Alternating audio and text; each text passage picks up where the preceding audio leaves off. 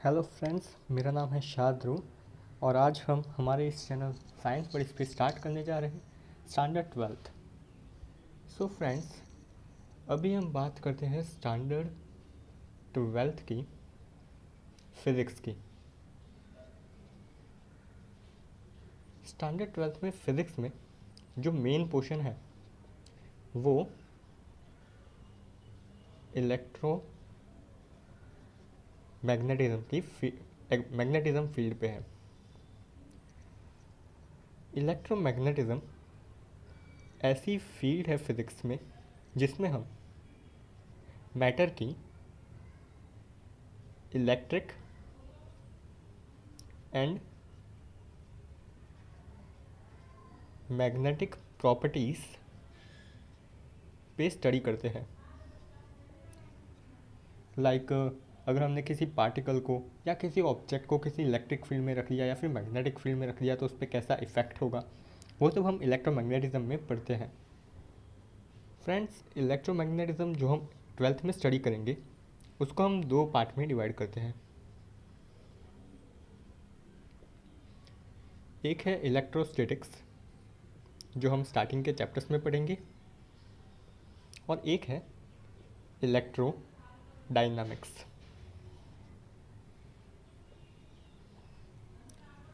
Friends, electro का मतलब तो आप सबको पता होगा, वो होता है चार्जेस से रिलेटेड या फिर इलेक्ट्रिसिटी से रिलेटेड, और स्टैटिक का मतलब होता है स्टडी और एट रेस्ट। मतलब हमारे जो स्टार्टिंग के चैप्टर्स होंगे जिसमें हम इलेक्ट्रोस्टैटिक्स के बारे में पढ़ेंगे, उसमें हर चैप्टर में जो चार्ज होगा वो रेस्ट पे होगा, मतलब चार्ज मूव नहीं करेगा और हम उस पर स्टडी करेंगे। जबकि आगे हम जब आगे के चैप्टर्स पढ़ेंगे उसमें होगा इलेक्ट्रोडायनामिक्स, मतलब उसमें चार्ज होगा, वो मोशन कर रहा होगा। इलेक्ट्रोस्टैटिक्स में फ्रेंड्स हमें करंट फ्लो नहीं दिखेगा, चार्ज मोशन में आएगा तब हम करंट फ्लो के बारे में भी स्टडी करेंगे। सो ये है हमारी एक स्टार्टिंग के लिए ओवरव्यू है हमारा फर्स्ट चैप्टर स्टार्ट करने से पहले। सो अब हम फर्स्ट चैप्टर स्टार्ट करते हैं।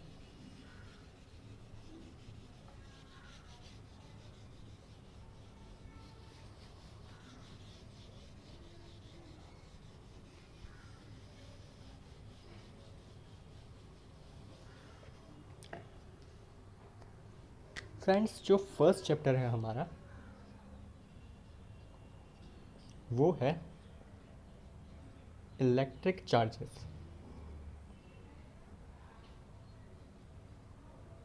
And fields.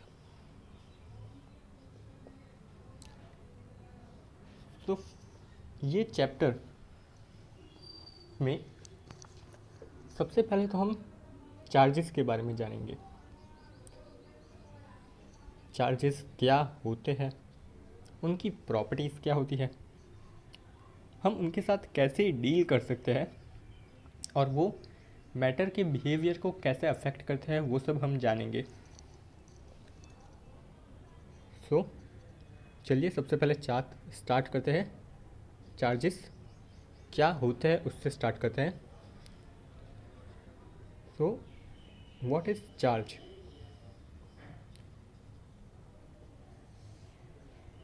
अगर कोई हमें चार्ज को डिफाइन करने को बोलेंगे तो हम ये कह सकते हैं कि charge is an intrinsic property of matter.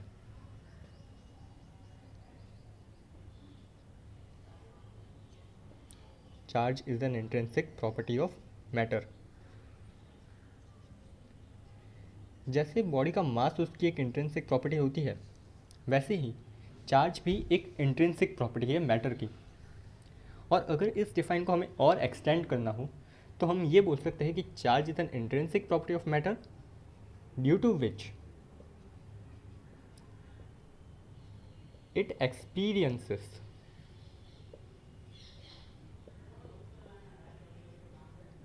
Electric and magnetic effect.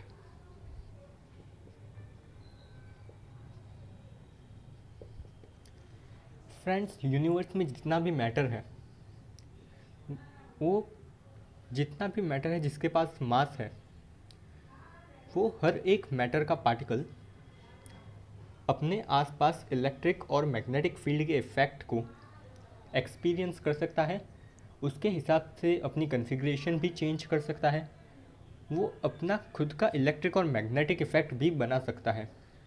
और ये सब उस पार्टिकल के अंदर के चार्ज की वजह से होता है। इसीलिए हम कहते हैं कि charge is an intrinsic property of matter due to which it experiences electric and magnetic effect.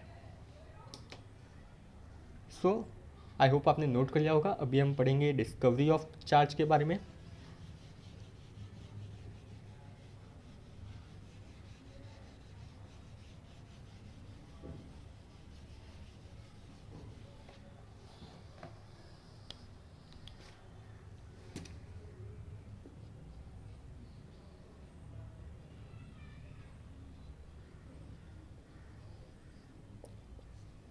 So friends, charge के बारे में साइंटिस्ट ने बातें करने शुरू की थी 600 BC के आसपास।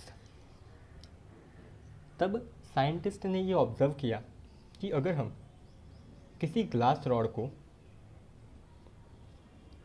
एक सिल्क क्लॉथ के साथ रब करते हैं और फिर उन दोनों को एक दूसरे के पास लाते हैं, तो वो दोनों एक दूसरे को अट्रैक्ट करते हैं।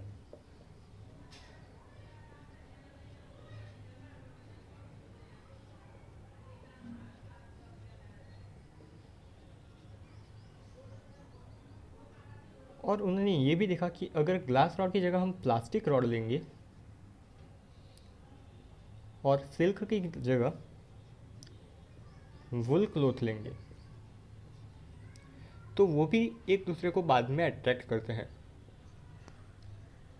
सो साइंटिस्ट ने ये फाइंड करने की ट्राई की कि ये जो प्रॉपर्टी है मैटर की, रबिंग पे इस एक दूसरे को अट्रैक्ट करने की, ये क्यों हो रहा है। सो इसके आंसर में उन्हें आंसर मिला कि ये सब चार्ज की वजह से हो रहा है। सो इस तरह उन्होंने डिस्कवरी की चार्ज की। बाद में हम आगे और भी देखेंगे, टाइप्स ऑफ चार्ज के बारे में पढ़ेंगे, और ऊपर से हम चार्ज को कैसे चार्ज पे कैसे फोर्स लगता है उसके बारे में भी इस चैप्टर में पढ़ेंगे। सो अभी हम आगे बढ़ते हैं।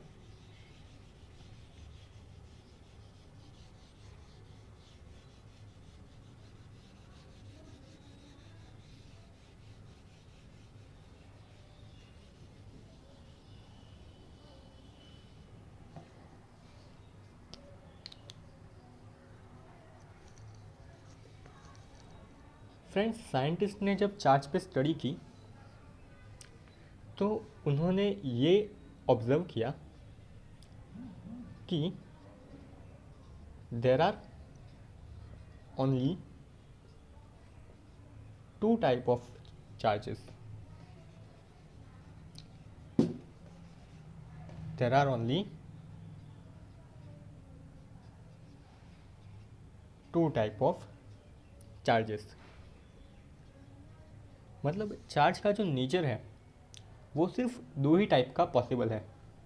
और 600 BC से लेके आज तक किसी ने भी चार्ज के तीसरे नेचर के बारे में रिसर्च नहीं की, ना ही किसी को कुछ मिला है उसके बारे में। इसलिए चार्ज के सिर्फ दो नेचर होते हैं, यही हम मानते आ रहे हैं और यही हमने ऑब्ज़र्व भी किया है एक्सपेरिमेंट्स के द्वारा। और उन्होंने और एक चीज़ ऑब्ज़र्व की कि जो चार्ज के नेचर जो चार्ज के टाइप्स हैं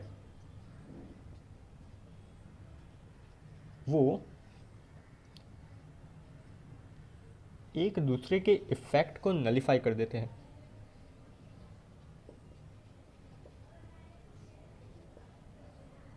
मतलब एक दूसरे के इफ़ेक्ट को ख़त्म कर देते हैं। और इसी की वजह से एक साइंटिस्ट थे अमेरिका की, बेंजामिन फ्रैंकलिन।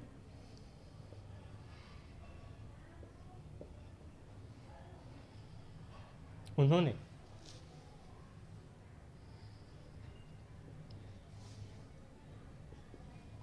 चार्ज को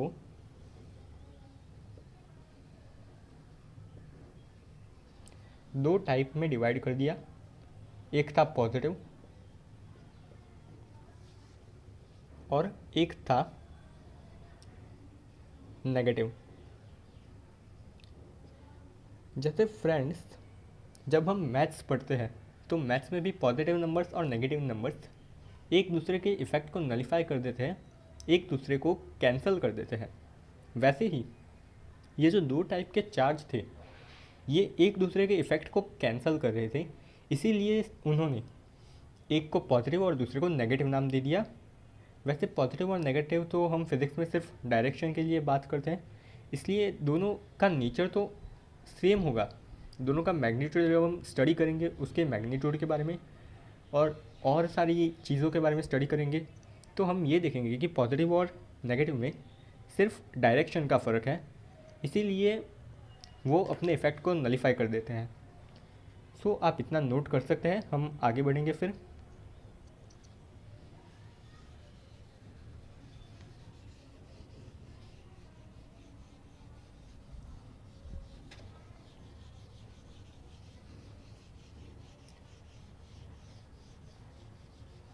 फ्रेंड्स, इसके बाद जब साइंटिस्ट ने जो ऑब्ज़र्व किया था,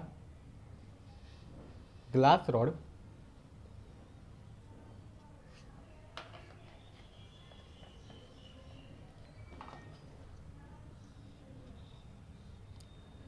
और सिल्क क्लॉथ के बीच में कि वो दोनों रबिंग में एक दूसरे को अट्रैक्ट करते हैं, तो साइंटिस्ट ने ये फाइंड किया कि ग्लास रॉड है उस पर ऑलवेज पॉजिटिव चार्ज आता है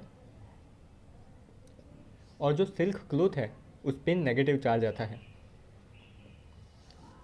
और जो दूसरा ऐसा एक्सपेरिमेंट था जिसमें प्लास्टिक रॉड थी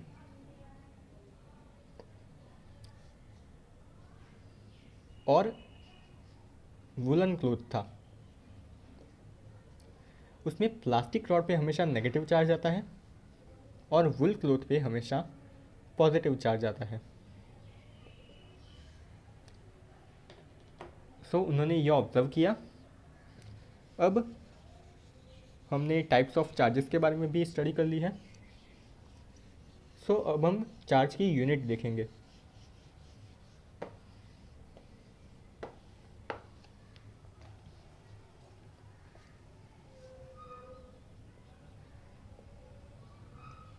सॉरी, मैंने यहाँ पे यूनिट्स की जगह यूनिट लिख दिया।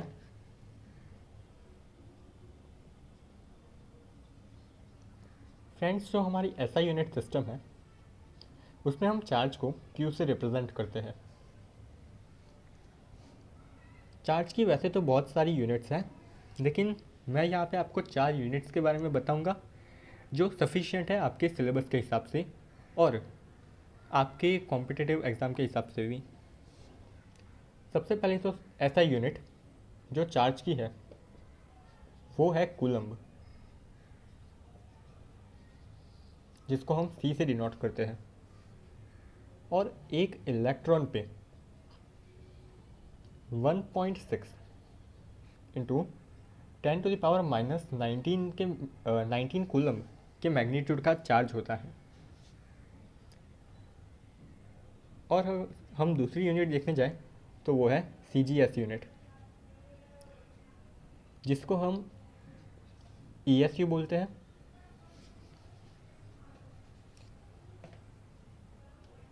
ESU बोलते हैं, जिसका फुल फॉर्म है इलेक्ट्रो स्टैटिक यूनिट। और इसको हम बोल सकते हैं इलेक्ट्रोस्टैटिक यूनिट को हम और एक नाम से जानते हैं, जिसका जो है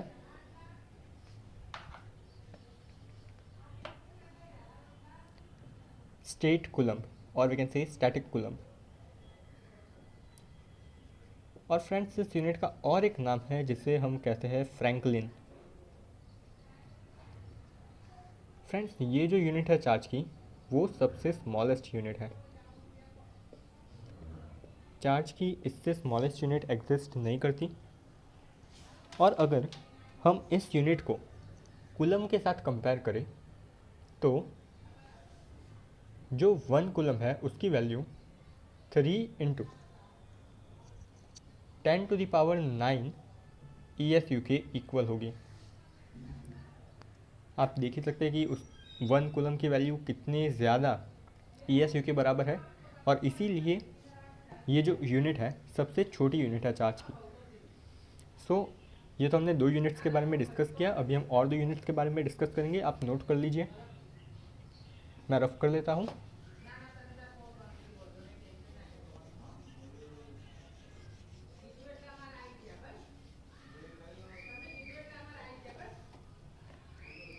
जो 3rd यूनिट है चार्ज की जो मैं आपको बताने जा रहा हूँ वो है EMU, जिसे हम फुल फॉर्म में कह सकते हैं इलेक्ट्रो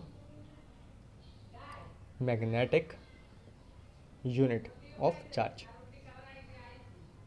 जो एक EMU है वो 10 कूलम के बराबर होता है।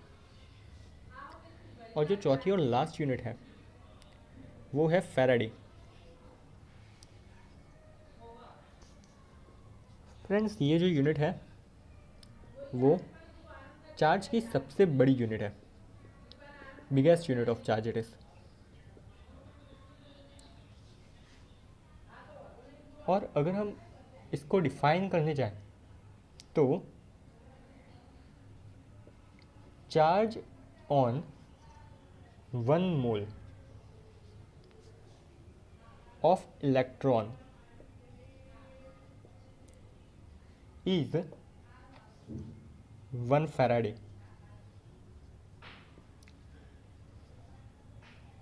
मतलब अगर हम 1 फैराडे की वैल्यू फाइंड करने जाए तो हमें एक इलेक्ट्रॉन पे जो चार्ज होता है 1.6 इंटू 10⁻⁻23 उसको एवोगैड्रो नंबर यानी 1 मोल में जितने इलेक्ट्रॉन होते हैं उससे मल्टीप्लाई करना पड़ेगा 10⁻23, जिससे हमें 1 फैराडे की वैल्यू अप्रॉक्सीमेटली 9.6 इंटू 10⁴ कूलम के इक्वल मिलती है। सो ये था यूनिट्स ऑफ चार्ज के बारे में। अब मैं रफ कर देता हूँ।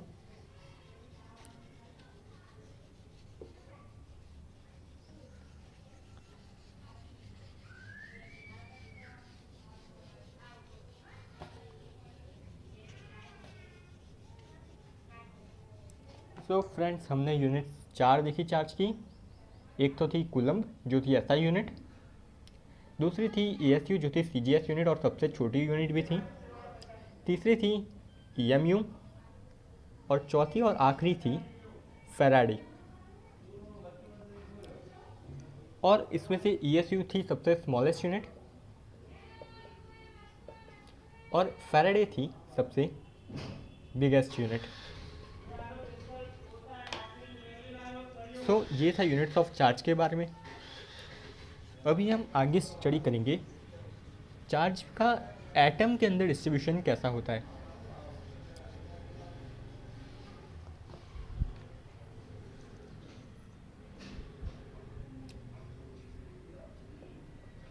डिस्ट्रीब्यूशन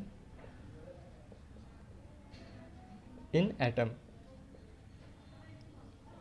सो फ्रेंड्स आप सबने 11th स्टैंडर्ड में एटॉमिक स्ट्रक्चर चैप्टर पढ़ा होगा, और नहीं पढ़ा तो भी आपको ये तो पता ही होगा कि एटम का जो न्यूक्लियस होता है उसमें 2 तरह के पार्टिकल्स होते हैं।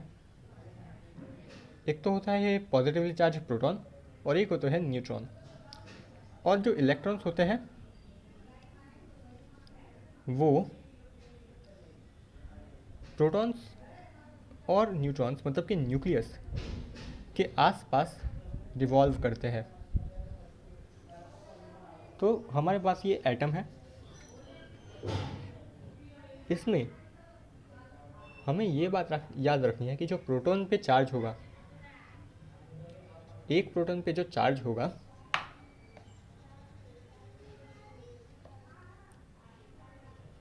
चार्ज 1 प्रोटॉन, उस पर पॉजिटिव चार्ज होगा 1.6 इंटू 10⁻⁻19 कूलम के इक्वल। अगर हम एक इलेक्ट्रॉन की बात करें तो उस पर जो चार्ज होगा उसका मैग्नीट्यूड तो सेम ही होगा जितना प्रोटॉन पे है, बस उसका जो साइन है वो चेंज हो जाएगा, क्योंकि इलेक्ट्रॉन पे जो चार्ज है उसका नेचर अपोजिट है प्रोटॉन के चार्ज के। सो इलेक्ट्रॉन पे चार्ज होगा नेगेटिव ऑफ 1.6 इंटू 10⁻⁻19 कूलम। और जो थर्ड पार्टिकल होते हैं न्यूट्रॉन, वो न्यूट्रल होते हैं और उन पर चार्ज 0 कूलम होता है। और यहाँ पे भी अगर हम मास की बात करें तो एक प्रोटॉन का मास 1.6 इंटू 10⁻⁻27 kg होगा। एक न्यूट्रॉन का मास प्रोटॉन के मास से थोड़ा सा ज़्यादा 1.67 इंटू 10⁻⁻27 kg होगा। और एक इलेक्ट्रॉन का मास प्रोटॉन और न्यूट्रॉन के मास से बहुत कम 9.1 इंटू 10⁻31 kg होगा।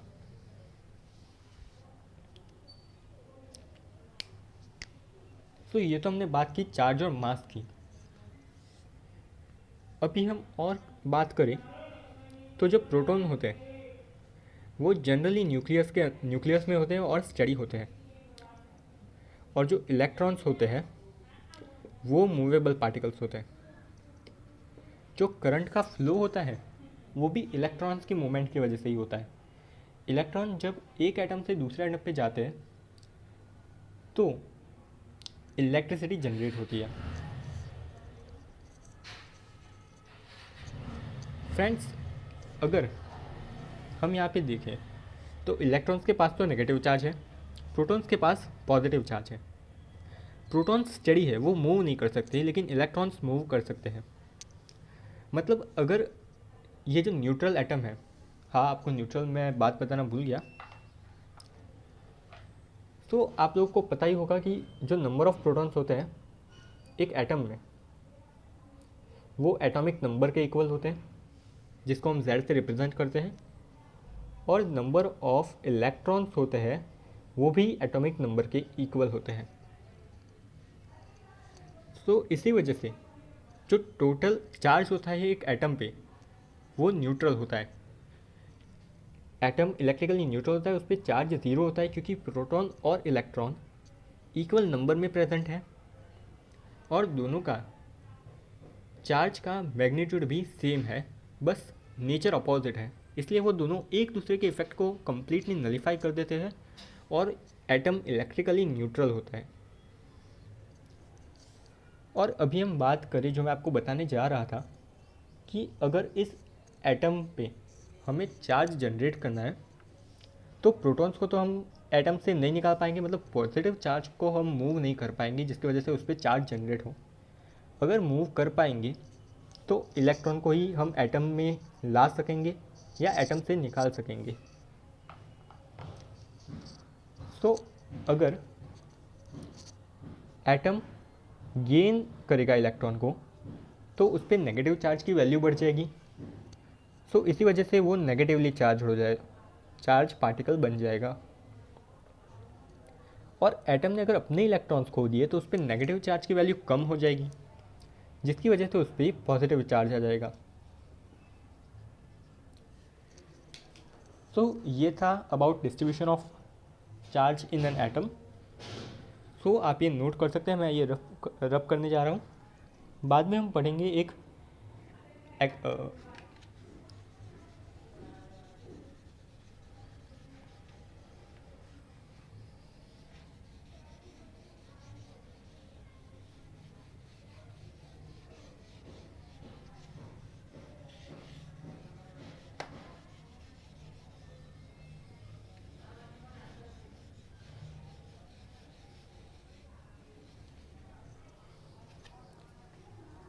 फ्रेंड्स, साइंटिस्ट ने जब चार्ज को डिस्कवर किया तो उन्होंने ये भी देखा कि जो पॉजिटिव चार्ज है वो दूसरे पॉजिटिव चार्ज को रिपेल करता है।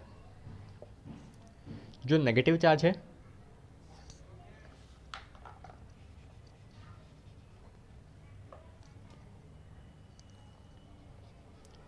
वो दूसरे नेगेटिव चार्ज को रिपेल करता है, और जो पॉजिटिव चार्ज है वो दूसरे नेगेटिव चार्ज को अट्रैक्ट करता है। सो फ्रेंड्स, ये बात तो आपको भी पहले से पता होगी शायद तक कि जो लाइक चार्जेस होते हैं वो एक दूसरे को रिपेल करते हैं, और जो अनलाइक चार्जेस होते हैं वो एक दूसरे को अट्रैक्ट करते हैं। तो अब हम एक एपरेटस के बारे में पढ़ेंगे जिसकी वजह से हम बॉडी पे चार्ज को, बॉडी पे चार्ज है या नहीं वो मेजर कर सकते हैं।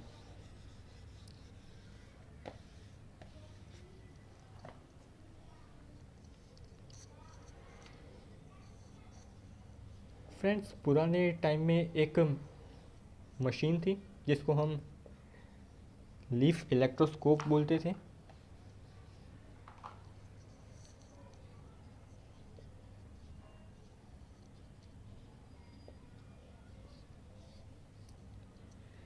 इसमें क्या होता था कि एक मेटल कैप होती थी जिसको हम एक गोल्ड रॉड से कनेक्ट करते थे, गोल्ड की रॉड से, सॉरी, एक मेटल कैप होती, हम एक बॉटल लेते थे पहले तो,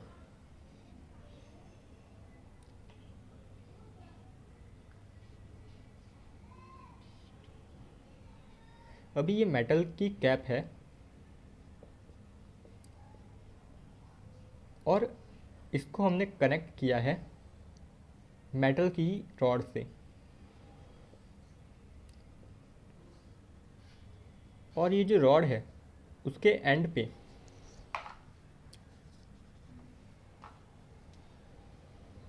यहाँ पे हमने गोल्ड की 2 स्लीट रखी है। ये गोल्ड की 2 छोटी सी प्लेट्स है। तो अगर हम किसी चार्ज्ड पार्टिकल को इस मेटल कैप से टच करवाएंगे तो जो चार्ज हुआ इस पार्टिकल पे, सपोज ये हमने ग्लास रॉड दी है तो उस पर होगा पॉजिटिव चार्ज। अगर हमने इस ग्लास रॉड को मेटल कैप से टच करवाया तो ग्लास रॉड है उसमें से पॉजिटिव चार्ज मेटल कैप के अंदर थोड़ा चला जाएगा और मेटल कैप से होते हुए मेटल रॉड में जाएगा, और मेटल रॉड से वो गोल्ड प्लेट्स में चला जाएगा, और जो गोल्ड प्लेट्स हमने 2 ली है वो दोनों में वो इक्वली डिस्ट्रीब्यूट हो जाएगा। इसीलिए ये वाली गोल्ड प्लेट है उस पर भी पॉजिटिव चार्ज आ जाएगा, ये वाली गोल्ड प्लेट है उस पर भी पॉजिटिव चार्ज हो जाएगा, और इसी वजह से ये दोनों एक दूसरे को रिपेल करने लगेगी और डायलेशन शो करेगी, मतलब एक दूसरे से दूर जाएगी। सपोज पहले वो दोनों ऐसे थी तो चार्ज के बाद वो दोनों ऐसे वाइड हो जाएगी। तो ऐसे हम किसी कोई भी जो सब्सटेंस है वो चार्ज है या नहीं ये ओल्ड टाइम्स में देख सकते थे। हाँ, बट इसमें ऐसा था कि इससे हमें मैं थोड़ा ठीक से लिख के आपको दिखाता हूँ। तो इसमें क्या है कि when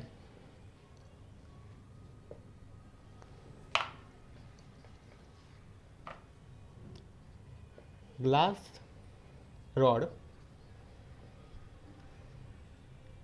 comes in contact with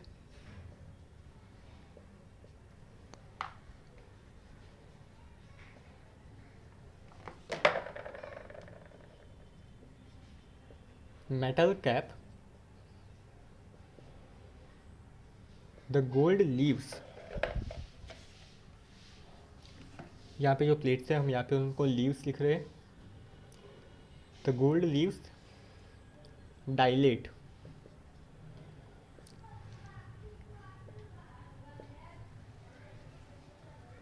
and move away from each other.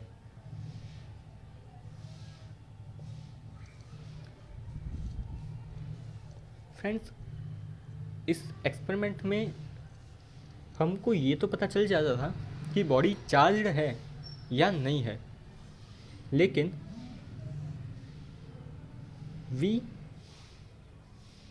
Can not determine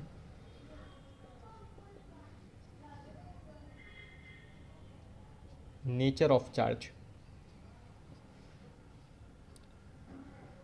हम इस एक्सपेरिमेंट की वजह से, इलेक्ट्रोस्कोप की वजह से चार्ज का नेचर डिटरमाइन नहीं कर पाते थे, क्योंकि अगर हमने यहाँ पे पॉजिटिव चार्ज की रॉड दी तो लीव्स ने डायलेट किया। सपोज इफ़ हम नेगेटिव चार्ज की प्लास्टिक की रॉड ले लेते तो भी दोनों गोल्ड लीव्स पे नेगेटिव चार्ज आ जाता और वो दोनों वापस से डायलेट हो जाती। तो इससे हमें पता तो चलता था कि बॉडी में चार्ज है, पर किस नेचर का चार्ज है वो हम बता नहीं पाते थे। चलिए आप इतना नोट कर लीजिए, फिर नेक्स्ट पेज पे मैं आपको इसके बारे में और बताता हूँ।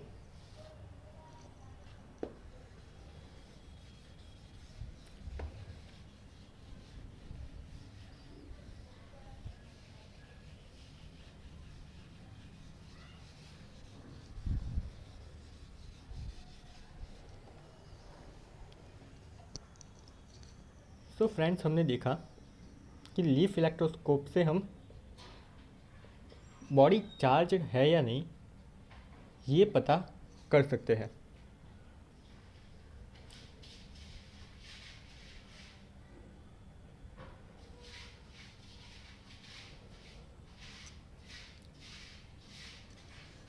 अभी हम एक एक्सपेरिमेंट सपोज करते हैं कि हमने पहले एक पॉजिटिवली चार्ज ग्लास रॉड ली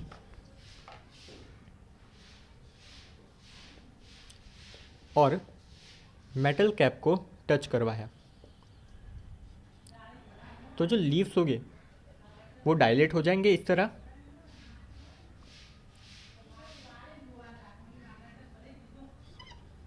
अब हमने क्या किया कि उसी कंडीशन में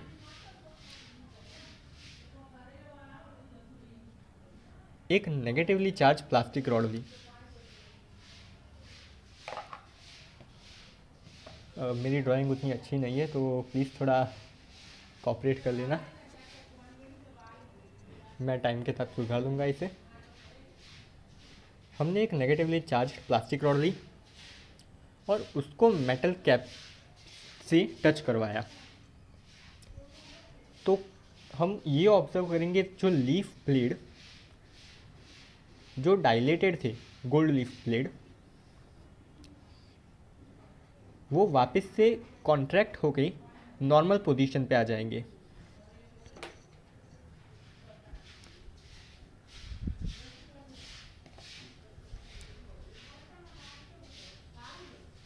अब ऐसा हुआ क्यों? तो जब हमने ग्लास रॉड को लीफ प्लेट से टच करवाया तो दोनों लीफ प्लेट पे पॉजिटिव चार्ज आ गया, यहाँ पे भी दोनों पे पॉजिटिव चार्ज है। अभी हम नेगेटिव चार्ज को उससे टच करवा रहे हैं, तो जब नेगेटिव चार्ज अंदर फ्लो करेगा तो वो लीफ प्लेट पे जो पॉजिटिव चार्ज है उसको न्यूट्रलाइज कर देगा और इसी वजह से दोनों लीव्स अनचार्जड हो जाएगी और जो रिपल्जन था उनके बीच लाइक चार्जेस की वजह से वो रिपल्जन ख़त्म हो जाएगा और वो अपनी नॉर्मल पोजीशंस पे आ जाएगी।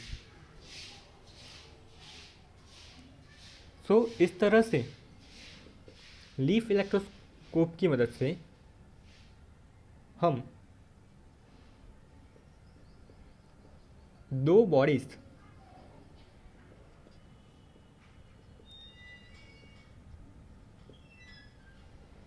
पे अपोजिट चार्ज है वो पता लगा सकते हैं। क्योंकि अगर हमने एक बॉडी को लेकर लिया और टच किया तो लीव्स डायलेट होगी, और उसके बाद अगर हम दूसरी बॉडी लेके उसको टच करा रहे हैं मेटल प्लेट से, तो अगर वो कॉन्ट्रैक्ट होगी तो उसका मतलब दोनों के पास अपोजिट चार्ज है, दो बॉडीज़ के पास। लेकिन सपोज़ कीजिए हमने इधर एक पॉजिटिवली चार्ज बॉडी ही ली होती, तो यहाँ पे जो चार्ज न्यूट्रलाइज हुआ है उसके बदले जो पॉजिटिव चार्ज है उसका मैग्नीट्यूड ज़्यादा हो जाता, और यहाँ पे जो लीफ अपनी नॉर्मल पोजीशंस में आ गई थी उसकी जगह वो और दूर हो जाती। कॉज पॉजिटिव चार्ज का मैग्नीट्यूड बढ़ा तो जो उनके बीच रिपल्शन का फोर्स होगा उसका भी मैग्नीट्यूड बढ़ेगा, इसी वजह से वो और दूर हो जाएगी। तो अगर दो बॉडीज़ के पास सेम चार्ज है वो भी हम लीफ इलेक्ट्रोस्कोप की मदद से पता लगा सकते हैं।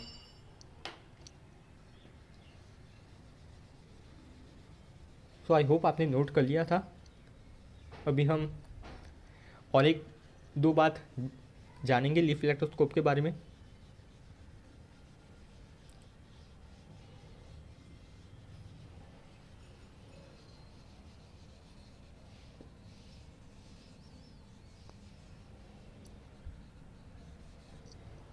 फ्रेंड्स, जो लीफ इलेक्ट्रोस्कोप में डिग्री ऑफ डाइवर्जेंस होती है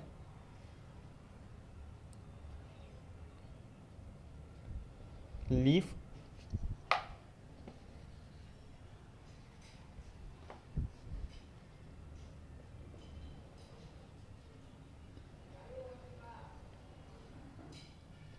गोल्ड लीफ की वो डायरेक्टली प्रोपोर्शनल होती है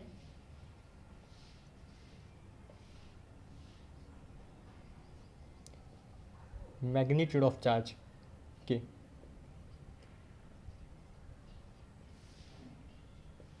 मतलब अगर उन दोनों में ज़्यादा चार्ज आएगा तो वो दोनों एक दूसरे से ज़्यादा रिपल करेगी, क्योंकि ज़्यादा चार्ज है तो फोर्स भी ज़्यादा ही लगेगा रिपल्जन का, इसी वजह से वो ज़्यादा रिपेल करेगी। और अगर कम चार्ज होगा तो वो कम रिपेल करेगी। तो उनका जो डिग्री ऑफ डाइवर्जेंस होता है वो एक दूसरे से कितना अलग जा रही है वो उन पे कितना चार्ज है उससे डायरेक्टली प्रोपोर्शनल होता है। और एक बात है, अगर हमने एक्सरेज को इस लीफ इलेक्ट्रोस्कोप के सेटअप में से पास किया तो लीफ कोई भी कंडीशन में हो, चाहे वो डायलेटेड हो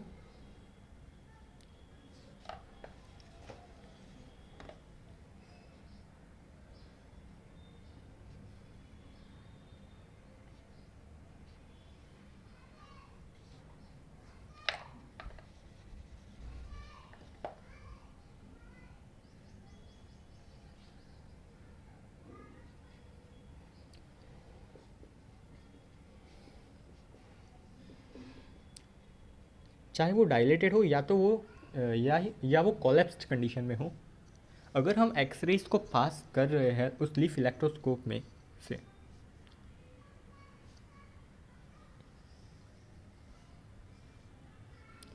देन एट लास्ट जो कंडीशन होगी उसमें दोनों ही लीफ प्लेट्स कोलैप्स्ड फॉर्म में होंगी। मतलब जो बिगिनिंग थी जब उस पर कोई भी चार्ज नहीं था वो वाली कंडीशन में वापस आ जाएंगी। क्योंकि अगर हमने एक्स रेज पास की तो जो हमने बीकर लिया है, जो बॉटल ली है हमने, उसके अंदर जो भी पार्टिकल्स है वो सारे भी आयोनाइज हो जाएंगे, और उसकी वजह से जितना भी चार्ज होगा लीफ प्लेट्स पे, जितना भी चार्ज होगा वो सारा चार्ज वो आयोनाइज्ड पार्टिकल न्यूट्रलाइज कर देंगी, और इसी वजह से जो ब्लेड्स है वो न्यूट्रल कंडीशन में आ जाएगी और वो दोनों वापस से कोलैप्स्ड फॉर्म में हो जाएगी। जब उनके पास कोई चार्ज नहीं था वही कंडीशन में वो लोग वापस आ जाएंगे। सो आप ये नोट कर सकते हैं। तो फ्रेंड्स, ये था लीफ इलेक्ट्रोस्कोप के बारे में।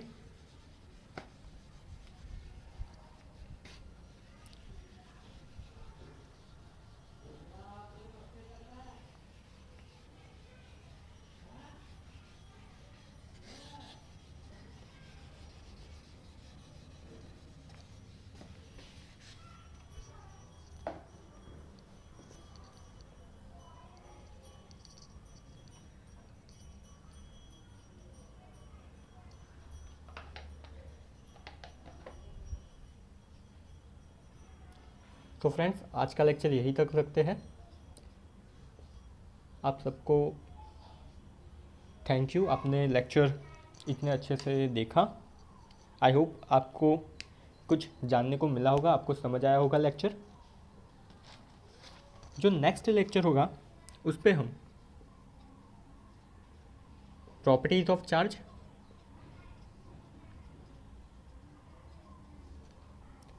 कंडक्टर्स एंड इंसुलेटर्स,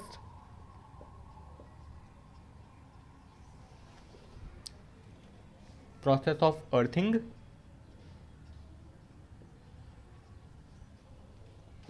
और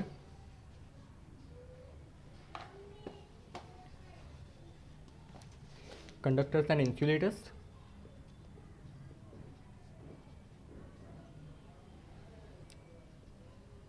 अर्थिंग और मेथड्स ऑफ चार्जिंग के बारे में बात करेंगे। सो अभी के लिए bye bye. Again thank you for viewing the lecture. I hope you all like it.